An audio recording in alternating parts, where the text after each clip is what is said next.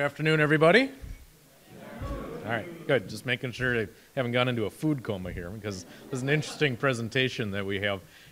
You saw some of the biography for our speaker, Jim Brimmeier, in the rib. I thought I'd provide just a little bit of additional context to make Jim even more interesting than he appears on paper.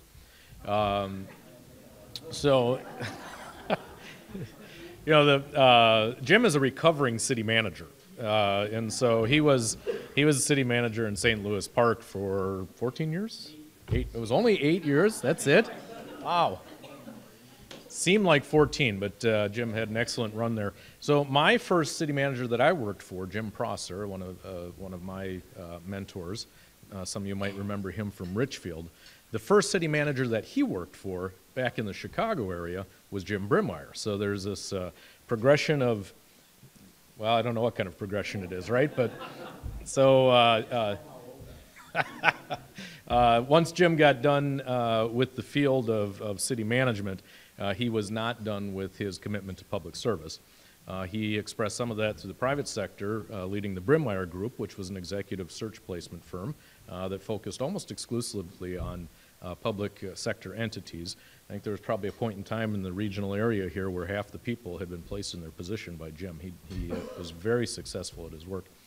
And then he missed city council meeting so much that he decided to run for city council in St. Louis Park, served 2 terms on the city council there, was appointed to the Metropolitan Council by Governor Dayton during the governor's first term, and now is the chair of the board for Global Synergy Group, which is a small, relatively new nonprofit that focuses on civic engagement and leadership development and trying to cultivate some international learning and relationships. So with that very brief introduction, I'm going to hand it over to Jim, and then Jim, during the course of his presentation, will introduce Karla, one of our other board members who's here to share in the presentation. Help me in welcoming fellow Rotarian from St. Louis Park, Jim Brimmeier. Thank you.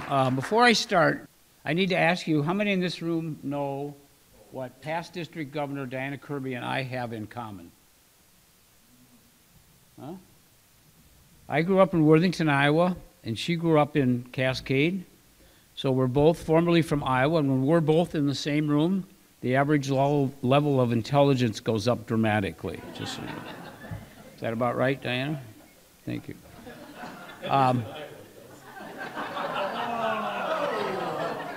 Okay. All right.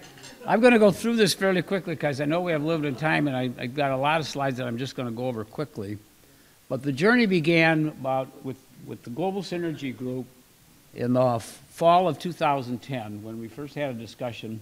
It was started by Richard and Irina Fersman. Some of you may know them. Irina is from Ukraine. Richard, while working on his PhD at St. Thomas, went to Ukraine to do part of his doctoral work.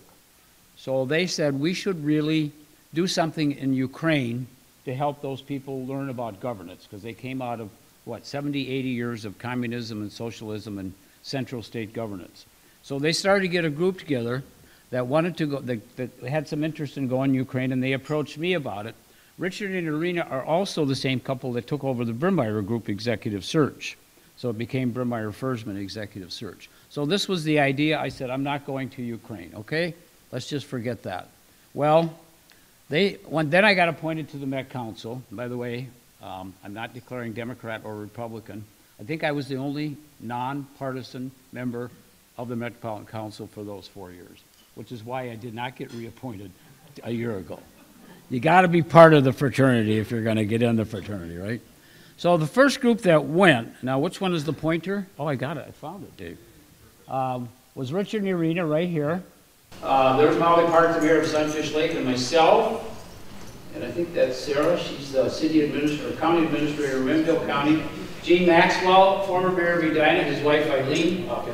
Larry Cruz was in Albertville, and Sasha, Beth Fersman, Richard and Irina's daughter, also went along. That was the first group. We went to Boryspil, which is a town of about 60,000 people outside of Kiev. We visited the governor's office. Ukraine is made up into regions, and this was the Kiev region.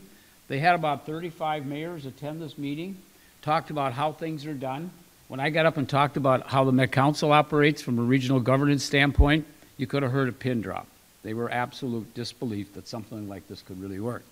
When the mayor, Hopkins, got up to talk about how you do business development, he said, well, you got your zoning, you got your comp plan, and if it meets all that, you just get your building permit. And there was a long silence, and someone says, well, how do you handle the bribes?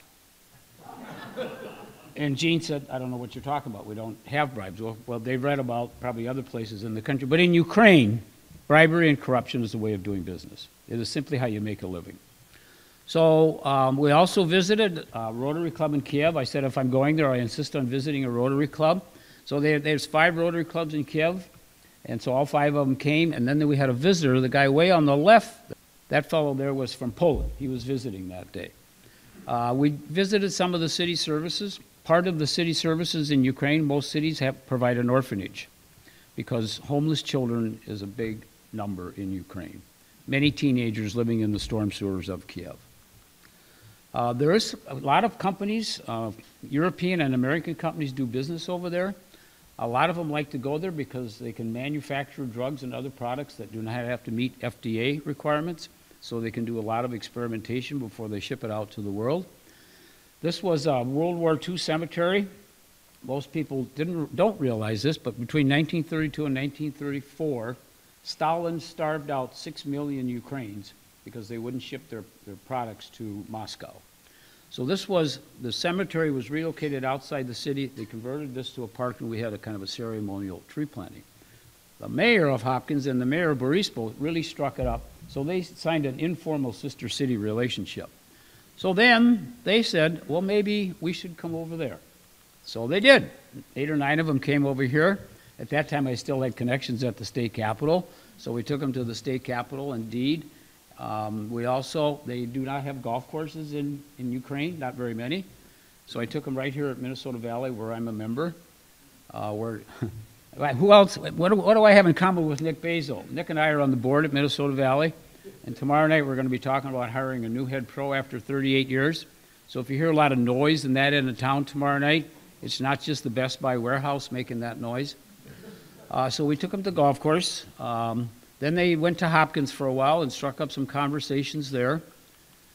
Then they visited Olivia, which is the county seat for Renville County, where Sarah Folstead is the administrator. And then they said, after they saw Hopkins High School, they said, our kids should see this. So this thing kind of took on its own traction. So we decided to set up a youth leadership engagement program for the kids coming over here.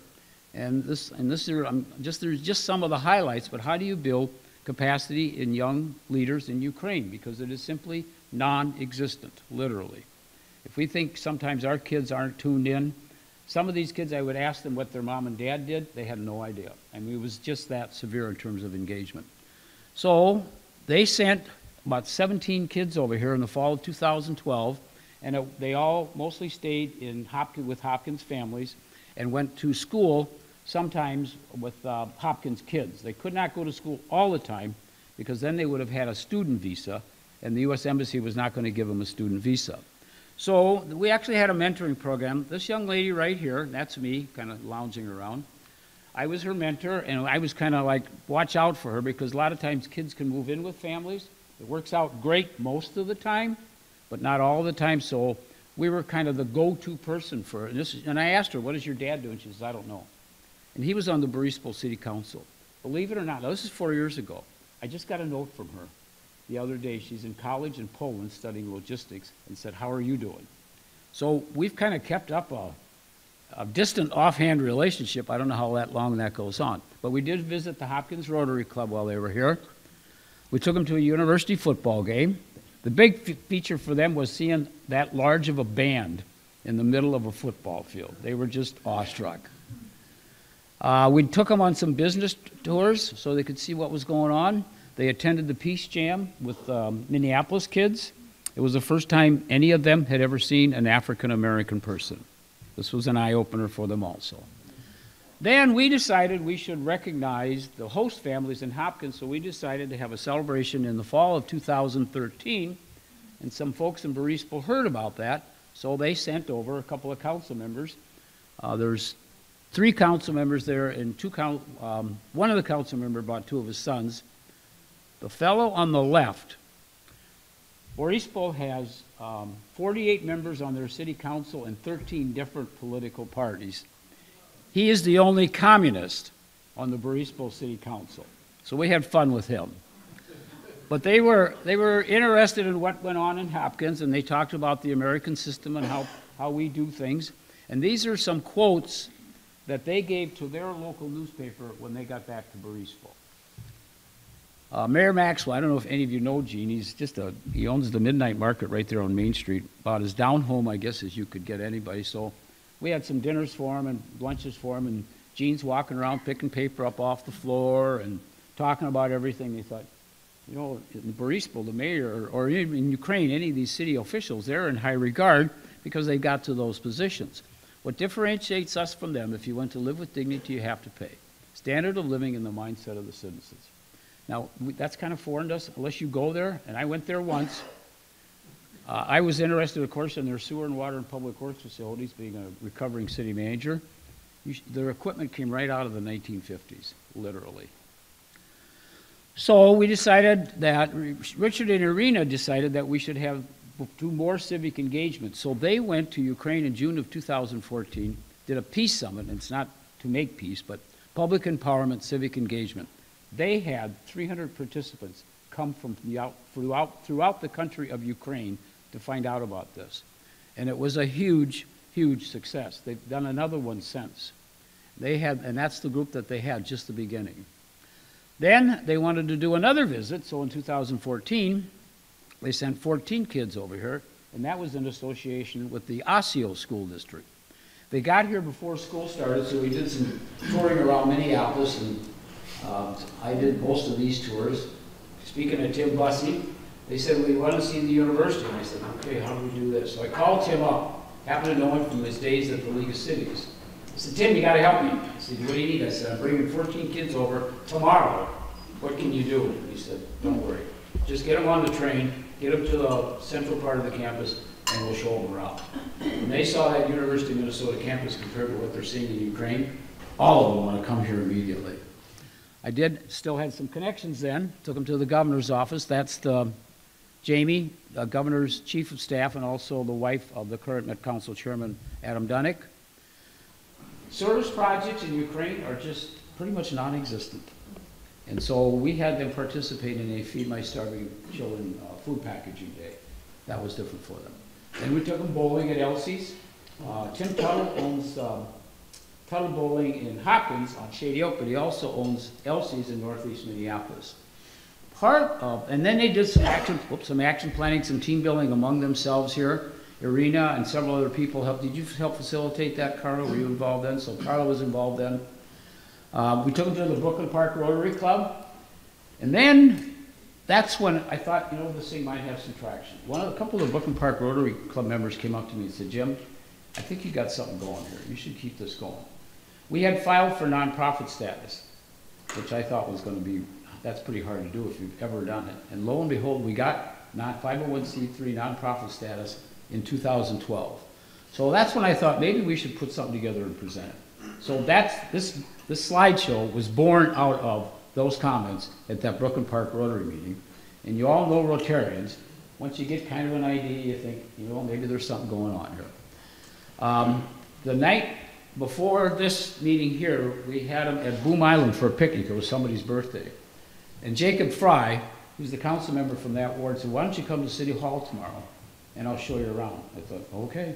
So we show up at City Hall, got them into the council chambers, and made them carry on a debate. Next Sunday, should they go to church or should they go to the Mall of America? And Jacob and I kept throwing twists at them, so they had to watch kind of democracy in process.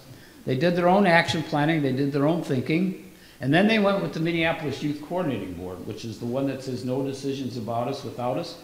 This was, I think, the brainchild of R.T. Ryback when he was mayor, but I don't remember for sure. That Youth Coordinating Board is very active in the city of Minneapolis. So there's kind of the history of it. The first visit in 2011, then they came here. We got our 501c3 status, then the kids came here, then the council members came here. They did the Peace Summit in Kiev. Then they had the 14 kids in December. Then we thought, okay, maybe we should send a group of kids over there. And I thought, oh, there's no way a parent's going to let anybody go to Ukraine, right? Well, guess what?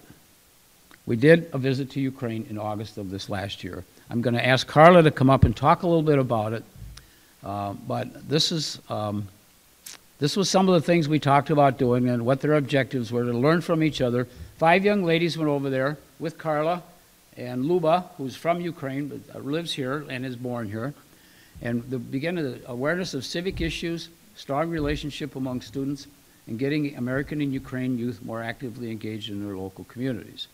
So what they did, Karla? We had a chance to go back and make connections. We connected up with the mayor from Boryspil. And it was interesting because the young women got to sit. We were expecting just to walk in, meet him, and walk out. He held a meeting with all of them and gave them information, and then as a result, he opened it up for questions. And he said to them, I'm so surprised at how well educated you are and the questions that you asked me. So that was pretty exciting for our group to get a chance to meet with a mayor of another country. They also got to do some service work, which, as Jim mentioned earlier, volunteerism in Ukraine is very limited for a number of different reasons. But most of the students who had come and visited America had never had a chance to volunteer. A couple of the students who came to Minnesota the summer before joined us in some of our volunteerism. And it was very unique in that there was a group that we went to a refugee camp, and they had been displaced from Crimea just recently, and so the youth got to work with them and seeing what it was like for them to live where they lived. We were peeling potatoes and cutting up rotten potatoes for food for the poultry. It was not explained to me because I don't speak Russian or Ukraine. It was interesting to always be going, what did they say? What did they say? And I thought we were cutting up rotten potatoes to feed the people. So in the pictures, I look like I'm practically going to burst into tears and sick at the same time because these potatoes are full of maggots and all kinds of things. And the young women we took didn't bat an eye. They sat down, they started to do this. 2 of the youth from Ukraine had to leave a couple of times because they said they'd never done anything like that before and hadn't really even worked in their own kitchens. So that was a unique process for all of them to go through.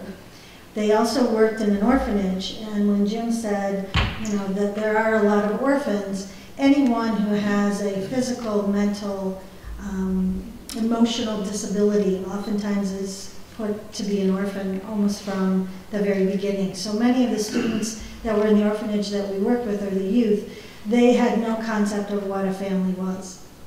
And we're asking the students, does your mom put you to bed at night? Do you get kisses from your mom? That was a foreign concept to many of them. And the group that I took over or went with, there were 5 of them, and we were told when we went to an orphanage, you'll be working with youth from the age of 7 to maybe 16, and it'll be a combination of girls and boys. On our 1-hour ride there, we're still thinking that the group that I took over were planning to do a number of art activities. So we get there, and their group is about 30 youth, 3 between the ages of 9 and 12, and the rest of them were boys between the ages of 12 and 17. And the girls all looked at each other and said, now what do we do? So they played soccer for the first day, pretty much all day. And they were exhausted. They said, we've got to sit down tonight and revamp what we were going to do. And they did some of that, and yet at the same time, because they were so encouraging, they still got to do their art projects with all of those guys. They were making friendship bracelets. They were doing all kinds of interactive activities and getting a chance to talk to each other about what is life like in Minnesota and what is life like in Kiev, Ukraine, is where they were. So the youth, one of the things that we wanted to make sure of is to keep a connection going. My tagline is that if we know each other, we're less likely to hurt each other, and that we have youth going from here over to another part of the world that is struggling with how do you develop a government that is done not based on corruption, but based on equality and work. how do you start that process, and also for our youth to go over and say, someday you may be in contact with other people from other countries that don't have some of the things that we do. How do you work with them? How do you share your ideas? How do you create a better world? So talk about this right here. So as a result, last day we are in Lviv, Ukraine, and we're working with a group of students that really came out of an organization much like yours. They are called the Business Community, or the Business Organization. I can't remember their exact name. Business Club, I believe it is. They started a youth piece. So they have a group of youth that are called Ticket to Success. And because Ukraine is losing their youth to other countries for education, for higher education, they're taking this youth group and helping them learn about business, helping them learn about different ways to get educated, different kinds of jobs. And this group got together with our group and decided that they would like to run an international forum. And to the Ukrainians, an international forum is 2 countries. And if it's only 2, that's great.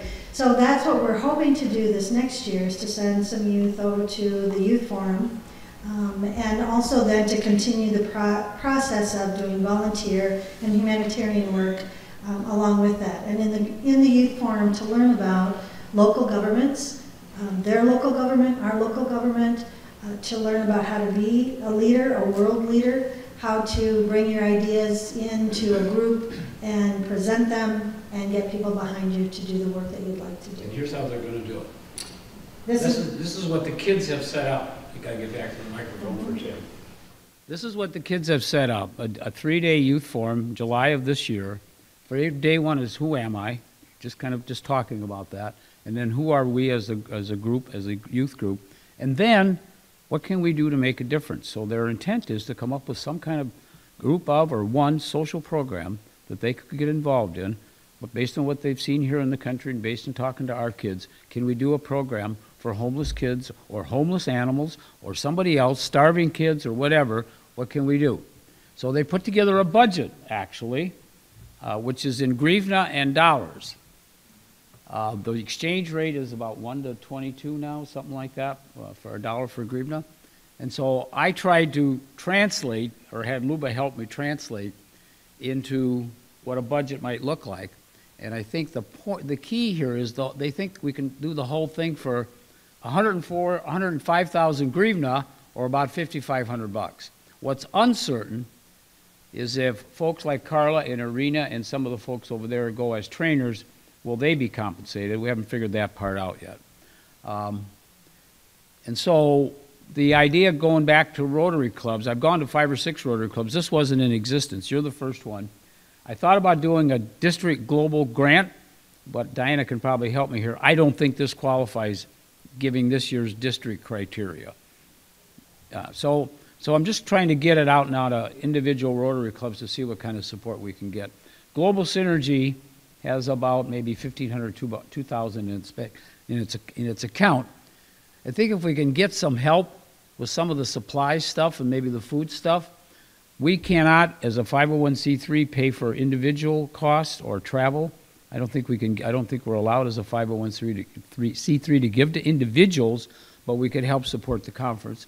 They want to have 120 kids, 25 people to get it organized, some guests, 5 trainers, including Karla, a total of 155, but the cost is only $50 per person at the forum, plus then you got to pay for transportation and lodging. So how can you help? Maybe donate funds, maybe donate money for materials, assist with expenses, considering being a Rotary sponsor. I have not yet talked to even my own club about this.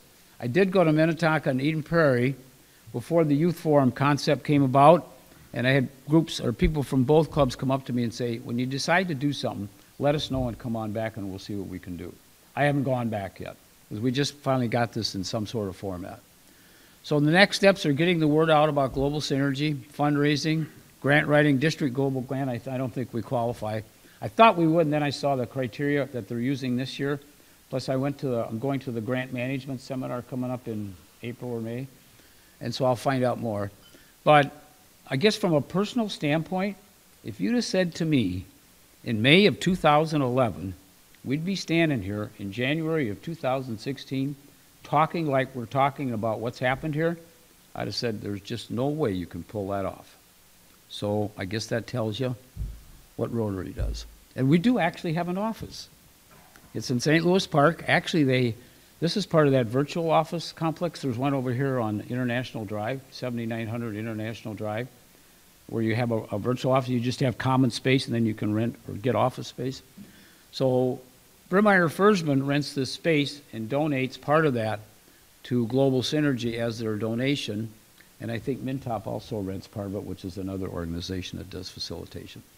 And, believe it or not, I even have business cards now. Huh? That's all I have. I got done in time. Any questions? I've spent a fair amount of time in Russia, and so I'm somewhat familiar probably with Ukraine. How do you get some movement when their governance and ours is like almost on a different planet? And even philosophically, what the people will accept and how they think about all this is such a huge gap. So I'm just wondering if you have, or do you kind of just look at it and say, okay, how much movement are we getting, or how do you look at that? Because I'm sure it's just a huge. I think it's a couple generations, quite frankly. But I look at what's happened in 4 years, and the back and forth, the dialogue, I never would have predicted that. And then in the meantime, of course, while we were doing this, a war broke out between Ukraine and Russia, as you know. Then they annexed Crimea, as you know.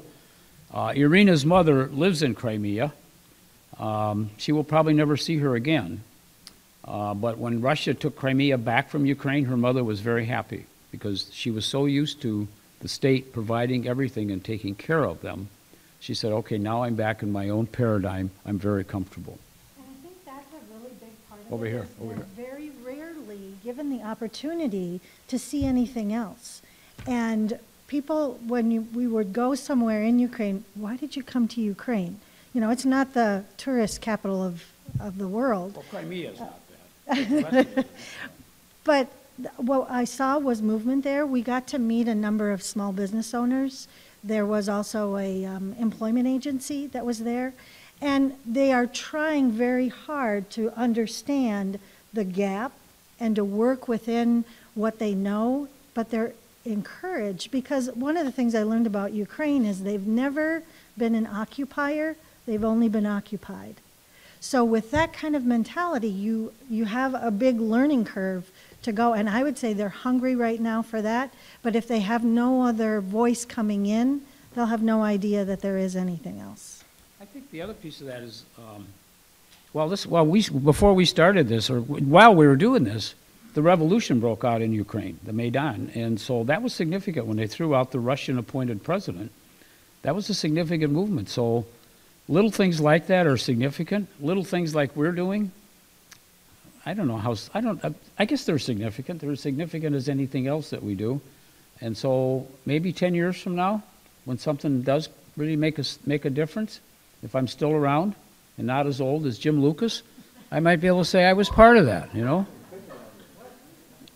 Yes. What's the date in July? Like the 14th, 15th, 16th of July, something like that. 7th through 9th is 7th through 9th? Oh, 7th through 9th, okay. And we're hoping to go on either end because it's too far to go for 3 days. We would also want to add the service work and some of the other opportunities that they have in talking to youth about education. Let's talk about the district grant then.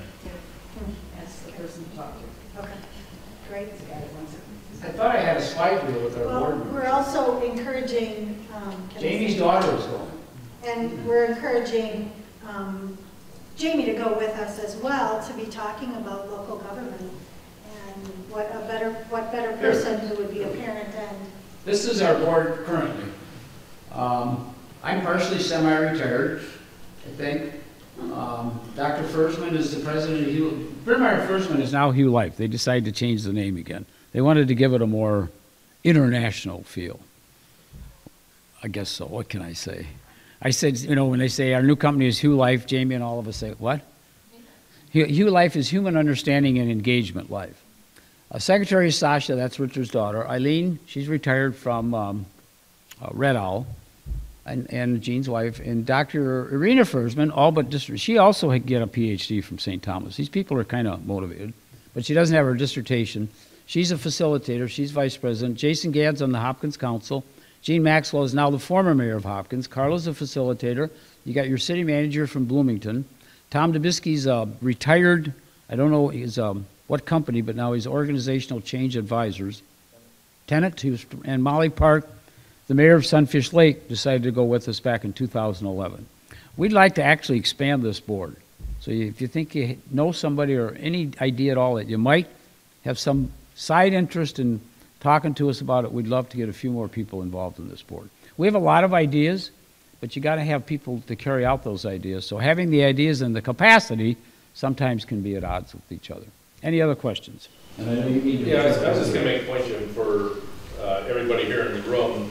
There's probably going to, since it's on camera, right? There's probably an opportunity in the future, too, for Rotary to be involved. Because part of our work plan is looking at bringing another group over from Ukraine to host an exchange, like we did in the Osseo School District, where the kids spent 3 weeks in and around the Brooklyn Park area.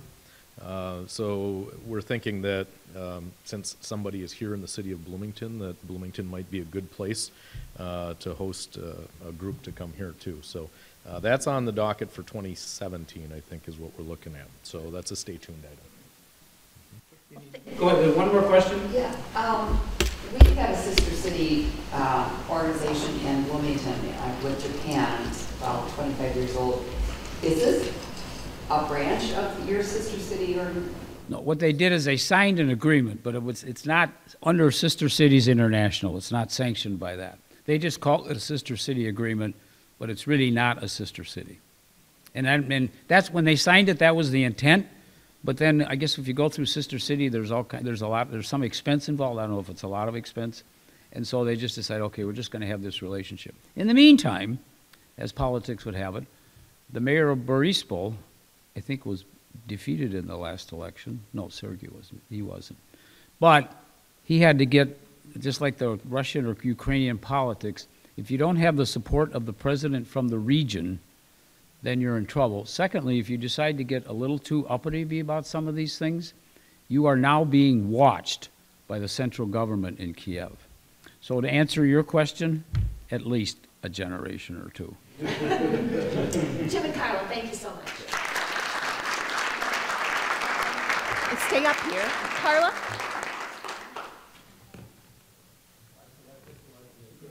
Come on, come on, come on, come on. So in appreciation for your speaking presentation today, a donation to End Polio will be made in your name to End Polio Now, which is the signature project of Rotary International. In the early 1980s, there were 400,000 of cases of polio in the world each year, and Rotary decided to join with other organizations to lead the eradication of polio. We are so close to eradicating this devastating disease. We have had no cases in 2016. At the end of last year, we had, at this time last year, we had one case. So it was one case last year, no cases this year. But in 2015, we had 72 cases, which were limited to 2 countries. Afghanistan's last case was on November 19th of 2015, and Pakistan's last case was on December 22nd of 2015. So success over polio will help fuel the energy for what people of the world can do when we work together. And so with that, I would like to give you, here is a certificate. I'm kind of familiar with this. And here is a Rotary, All right, I have which one you of these. probably already have. Same for you. Thank you. Thank you so much.